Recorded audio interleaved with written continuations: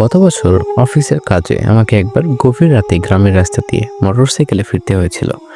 চারদিকে ঘন অন্ধকার, জনমানবহীন মাঠ, আর তার পাশে পুরনো একটি শ্মশান।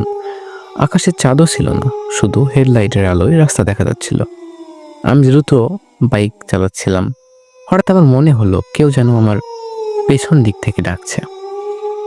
সেটা কোনো পরিষ্কার আওয়াজ ছিল না, ছিল এক ক্ষীণ চাপা গোয়ানের মতো শব্দ। আমি ভয় পেয়ে বাইকের গতি বাড়ালাম, কিন্তু ইঞ্জিনের শব্দের মধ্যেও আমি স্পষ্ট শুনতে পেলাম আমার ঠিক পেছনেই সেই গোয়ানের আওয়াজটা আসছে।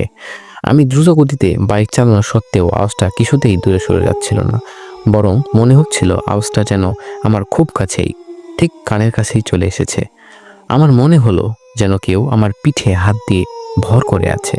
আমি আর সহ্য করতে না পেরে বাইক থামিয়ে দিলাম এবং পেছনের দিকে তীব্র গতিতে ঘুরে টর্চের আলো ফেললাম।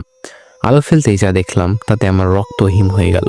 আমার বাইকের পেছনে সিটটা সম্পূর্ণ ফাঁকা, কিন্তু সেই ফাঁকা সিটের ঠিক মাঝখানে একটি লম্বা সাদা চুল ধীরে ধীরে বাতাসের আভাবেও দোল খাচ্ছে।